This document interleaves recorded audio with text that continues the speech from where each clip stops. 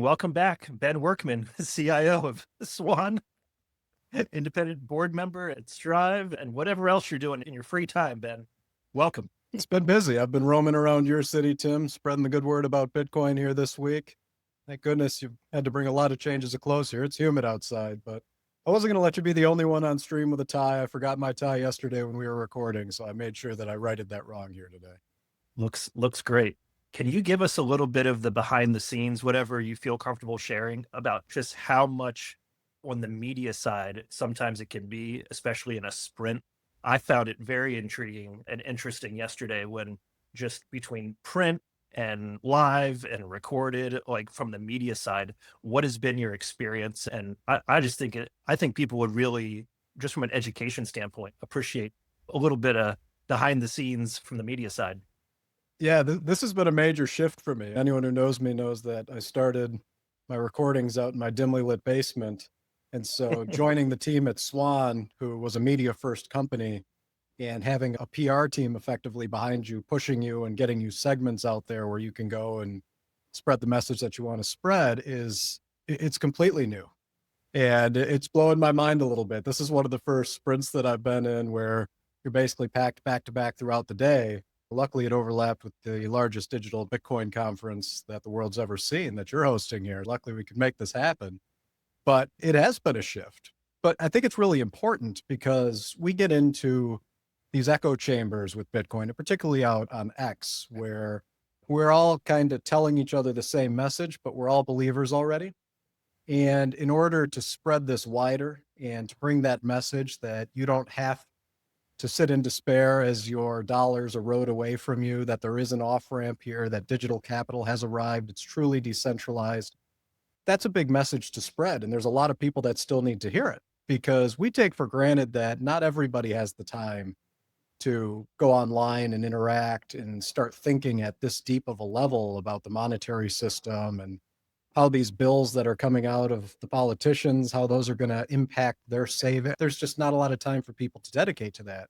So having people from this community out creating awareness is a huge service to the world, I believe. And obviously, Saylor's been a huge part of that at the corporate level, but also for Bitcoin. But even before him, when you saw those rooms of Andreas preaching the good word about Bitcoin here out to an empty room, you realize just how far we've come. But now we're starting to feel the acceleration. People are starting to understand what the problem was and how they need to get out of it. And timing is of the essence, particularly when you see things like the One Big Beautiful Bill that got passed. And we're constantly in this optimistic mindset where we believe there's going to be a point where our politicians really take ownership of the spending in our countries, whether it's the US or other countries. But then you start seeing additions to the deficit where all of a sudden you're hearing another $3 trillion, which we're almost numb to those numbers at this point. It just sounds so absurd that you can hardly grasp it. But it means that we need to really push the pace here. We need to be out there making sure that the general public is aware of Bitcoin, that they have options now that they didn't have in the past, and that they can really change the trajectory for themselves and their family if they act quick enough. You have to recognize the problem before you're willing to address it. And Saylor said it several times that people find Bitcoin when they need to, and we're hitting the point where a lot of people need to. So for me, it's been a lot of fun being out, being able to go on some of these mainstream news networks and talk about what's happening with Bitcoin, talk about what's happening with the Bitcoin treasury companies. But at a personal level, it's something that you do start to feel some responsibility for after a while, where you've spent so much time digging into the content and digging into the implications of making small changes in your own financial life and getting out there and sharing that. I think a great public service because not everyone has access to that type of education or the time to acquire that type of education. And I always say that Bitcoin is one of those assets that you tell the people you care about. It's not like a lot of these other tokens where people are pumping them and they're trying to get 1,000x overnight, but you know that you're racing against the VCs who are going to dump first. Bitcoin's something that you tell people about who you're truly trying to help. This is an asset that's for everybody, and it's not a trading asset. I've really spent a lot of time thinking about Bitcoin and people treating this as a trade. And the thing that always gets me is when is the right time to exit that trade into what? What are you exiting to? And for most people, the answer on that is they're going back to the US dollar. And I would look at that as if you got out of the currency in Zimbabwe and bought US dollars with it. When is the right time to take those massive profits back to the currency in Zimbabwe while it's hyperinflating? Never was the answer, right? You need to stay out of that currency. It's not a trade, you're shifting. You're shifting the asset that you're holding, and this is now your base. And Bitcoin serves that globally, which is what's so unique. We're in this smaller echo chamber in the US where everything that we talk about and everything that we focus on is dealing with the US markets. But Bitcoin's for everybody. It's a global asset. And it's so great to see that all these companies across the globe, Dylan running one of them over there, are really adopting this with no reservations. They're coming out, they're saying what they believe. They're putting out the press releases telling the world that we're making a change to our core treasury. We believe that Bitcoin is the future capital. We believe that we can protect and we can create shareholder value. And as that enters each of the markets, it's going to start creating general awareness at the individual level for Bitcoin. And I'm still a huge believer that we've got a lot of work to do. And it's something that Swan focuses on exclusively here, which is bringing Bitcoin to the individual, helping you be sovereign, helping you protect the assets, whether that means bringing it into self-custody or whether that means you want a partner that's going to hold your hand and walk you through the process so you can take the complexity out of owning your own bearer asset. It's a really important mission.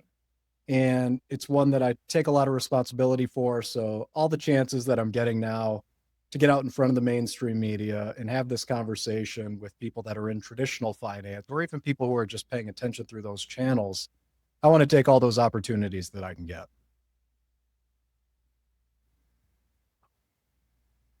What themes or takeaways do you have from the last couple of months? You were in Orlando, you were in Vegas.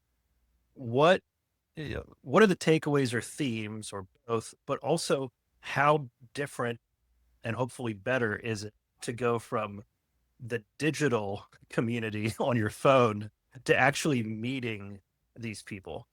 Oh, it was incredible. That was really the first time since I'd decided to be public and start covering some of these equities publicly, where I was out interacting with the people that I'd been interacting with for months through X.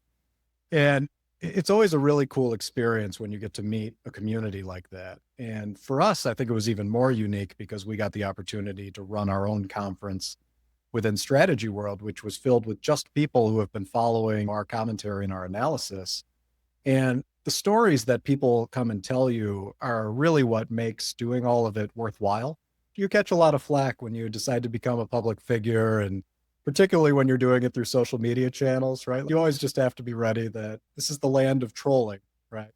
So those people are going to arrive. But when you get out in person and you start talking to all these people and you start hearing their stories and you start hearing about how they built conviction around Bitcoin and how they've gotten family members to now adopt Bitcoin and start holding it personally. Just hearing one or two people say that really throws you back because you don't feel the impact when you're just sitting in your own world and focusing on what you do day to day. But when you start receiving those messages directly in person and people really want to take the time to thank you for open sourcing research, right? Open sourcing knowledge and helping to move people up that knowledge curve quicker. It's really incredible. And we saw the same thing in Bitcoin Vegas, where now there you had 35,000 people. It was a huge conference. It was the first Bitcoin conference that I'd been to, and it exceeded every expectation that I had. The interactions there were amazing. The people in the Bitcoin community are high quality people. People always had the view of the rebels in the background that were playing with the internet magic money. It's not who it is anymore. These are all sophisticated investors. They're doctors, they're attorneys, they're bankers, they're business owners. Like, the community here is high quality. This is a high quality community that's tracking these. And the acceleration in that message out there in the market and being able to go be a part of that in person was unbelievable. That was the first those were the first two conferences where I'd gone and done direct speaking engagements in front of those people. And the welcome was incredible. I wouldn't trade that for anything. It's a great feeling. I hope everyone gets to feel that at some point in their life.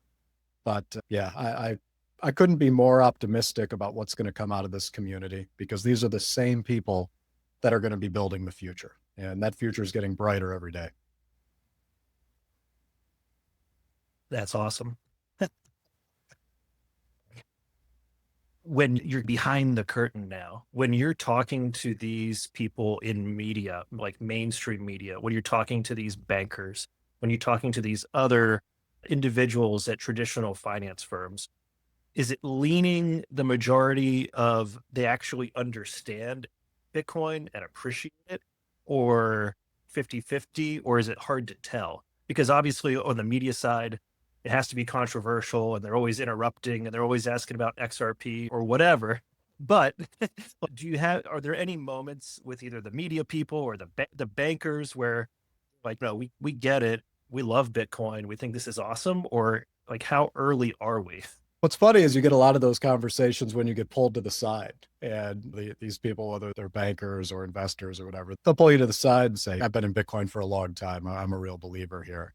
I also see a lot of signals that we're still incredibly early to this, and there's a huge amount of education left to be done. Being behind the curtain's been interesting because you're dealing with a different type of finance, right? It's not the retail investors that are trading derivatives or the equities directly. You're now behind the scenes for a lot of these private investments. And so you're hearing the view that they're taking. And you get a wider range of responses there. Most of the ones that are participating in these deals, they've turned the corner already. They see the impact that Bitcoin can have on corporate treasuries. They can see the long-term impact that this has for creating value for an investor base. And now they're trying to participate in these as quickly as they can, right? There's a lot of activity out there. We just announced one this morning that we're an advisor for, which was the Sequans deal. And they just announced $384 million that's going fully to kicking off their Bitcoin treasury. And, those conversations, both from the executive level at Sequans to the investors to the bankers, you had a full stream of people that believed in Bitcoin as an asset, that believed in the long-term thesis for the value you can create when you turn the focus of your organization to generating more Bitcoin per share and generating Bitcoin yield using capital markets transactions. So it wasn't quite the sell that I thought it was ultimately going to be. I thought that there was going to be a steeper learning curve. And I was impressed by how up to speed a lot of these individuals were. They'd been doing the back research. They'd been studying MicroStrategy and watching their trajectory. They'd been watching the latest announcements that were coming out. They were reading the books around Bitcoin. They were reading Broken Money from Lynn Alden. They were reading Jan Pritzker's book. They were reading all these books that were getting them up to speed on Bitcoin itself as an asset. And that was fun because you did have varying degrees of where people were at in their educations, but there was a quick learning curve. These are sharp people. There's a reason why they've all been successful for a very long time. And that's because they can spot opportunities, they can understand the opportunities in front of them, and then they're willing to size their investments appropriately. Watching that happen firsthand was a really cool experience. And there's so much more activity out there. I don't think people can really comprehend the amount of capital that's behind the scenes looking for the right opportunities in this space. It's immense, and the conversations are happening every single day. So getting to peek behind that curtain after being one of the kid analysts for so long, I guess now I'm in the adult room. I don't know, but it's been a great learning experience for me. It comes with a lot of sleepless nights. When you're in the middle of these transactions, these guys are going and they work hard and they're putting these deals together and getting them closed and then getting ready to be able to deploy. There's a huge amount of work that goes into this from so many different parties that people don't see. People just see the end results, which is the capital buying Bitcoin, which is the ultimate goal. But when you're doing a lot of these transactions, there's a lot of steps behind the scenes that are never going to be noticed by the general investing public. But from the institutional side, they know what the stakes. I think it was at the Orlando conference, Bitcoin for Corporations by Strategy, where the phrase was first uttered by either Fong or Saylor of the digital transformation of investor relations. how do you see arguably the digital transformation of everything kind of playing out over the short to medium term? And what advice, not financial advice, what advice though would you give to people that are looking to enter the space from a career perspective? And maybe the obvious thing is put yourself out there, right? On video, through long form, whatever. But based on your experience over the past little bit, what would you now say to those people that are looking to enter the Bitcoin arena? Yeah, I'll start there actually. Bitcoin is proof of work, and getting jobs in Bitcoin is also proof of work. And the beauty of the access that we have now and the availability to be able to get good thought leadership out there and good information out there is that whether you want to be on camera or not, or you want to be anonymous, good information bubbles to the surface and those people get found. And it's one thing to just go and cold apply, which I think people should be doing as well. If you're really passionate about Bitcoin and this is the industry that you want to work in, you really believe in pushing this mission forward and getting Bitcoin broader adoption. That's the goal, right? But you do have to do a lot of work in this space because this isn't an area where there's a traditional background for it. And you can see that with everyone who's entering. There's the joke going around saying companies just need to hire podcasters, but that's not really what happened. Most of these people had successful careers before for quite a while. They were working in finance and capital markets and consulting and all these different roles. They had professional lives before they decided they were going to double down on Bitcoin. But what they found was there was a void in the market for information distribution. So they started taking the thoughts that they had themselves and sharing those widely and making sure that they were getting that information out to people, whether it was through written form. In the early days, that was what I used to always do, right? I always had the trigger warning, really long posts, and I was doing long form explanations and trying to make it simple for people to understand so that they could really grasp the transformation that was happening in corporate finance. And that is what helped ultimately propel me to landing a job in the Bitcoin space.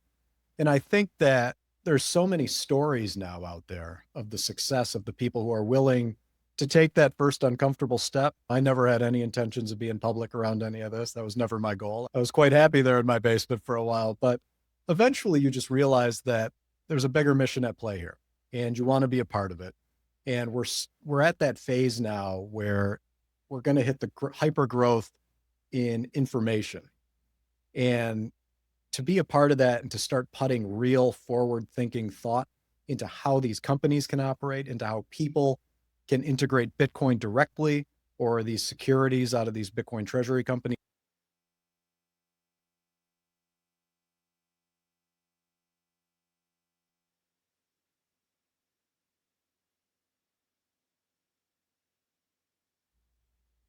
Am I back?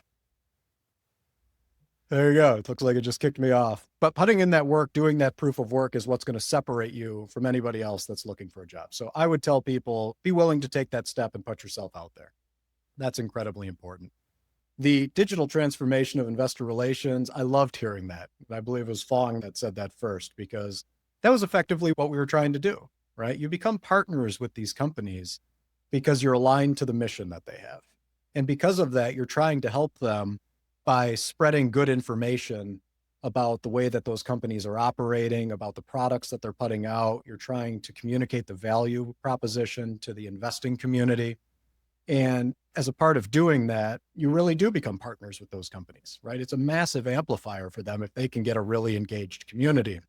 And you're seeing those communities build rapidly around each of these new companies that's entering the market. And I love to see that because every new company is an opportunity for someone else to step into this arena and become an expert in covering that treasury and really start building their knowledge base and their reputation in that area. For companies, it's completely worth it to engage with your investing community. They become partners. And doing that in a radically transparent way, which I would say strategy really pioneered and everyone else is adopting, where you're not holding anything back. You're putting out real-time information. You're making sure your investors are up to date with every move that you make. You're explaining why you're doing it and why this works and who the buyers are for the products. That's a huge service. And the communities that are built up around those and engaging them as if they're a part of your investor relations community is a massive strategic differentiator amongst these companies. And when the time comes where volatility does what volatility does and it goes down, not up, you're going to want those people in your corner because they're the ones that offer that conviction as a service in the market. They're going to be the ones that calm everybody's nerves, remind them why you're in this trade, remind them that it's this volatility that makes this strategy work, right? This is what we want. We want volatility. We're harnessing that. And that's creating these opportunities. So having those communities around and that digital transformation of investor relations is a major step. And I think it's going to go broader than just the Bitcoin treasury companies. I think that more traditional companies are going to need to start providing quicker information than just quarterly. They're going to have to start engaging. They're going to have to start explaining their value proposition. And that's going to be a massive shift in equities. Last question. The preferred products from strategy, STRF, STRD, STRK. I'm going to make a statement. You can agree or disagree. The other public Bitcoin treasury companies would be best served by having some or arguably all of those preferred products of their own before the next price drawdown. Agree, disagree? How do you view what strategy is done and if that is now the bar to have maximum optionality? It really is. What a lot of people are overlooking with all these preferred products being in the market is that what strategy is doing is they're building an incredibly resilient business model. They're providing a lever for themselves that most other companies don't have yet in the Bitcoin treasury space that makes them able to operate and raise capital in any market conditions because fixed income is always desirable. So going into the preferred market and being able to tailor products that are uniquely universal to huge pools of capital. And Saylor did a really great job in his most recent video where they were announcing the ATM on STRD, where he showed the scale of institutional capital that can only get access to equities and credit products. So I think that by highlighting that and showing that you need to build a well-rounded model, it's not just about equities and bonds now. You can tailor make products because that's exactly what those preferred products are. Saylor created those products. There was no template for how he was going to do that. And that opens the door for other companies to also think creatively about how to structure preferred products and get them out into the market to make sure that their business model for Bitcoin accumulation is also resilient. So I think before they get to the next bear cycle, I think you're going to see a lot more companies starting to push towards the preferred products. We saw it come out of Semler Scientific that they were putting that on their shareholder meeting to approve preferreds. And I think that's going to be the way you see this move. I think that people realize how accretive preferred products are, even relative to convertible bonds. And because of that, you're probably going to see a lot of companies that skip over that step that was the bonds and move straight into the preferred products and use those for accelerating their Bitcoin yield. Where can people best find Ben Workman on the internet? I'm pretty easy to find. It's just at Ben Workman on X, and that's where I do most of my posting these days.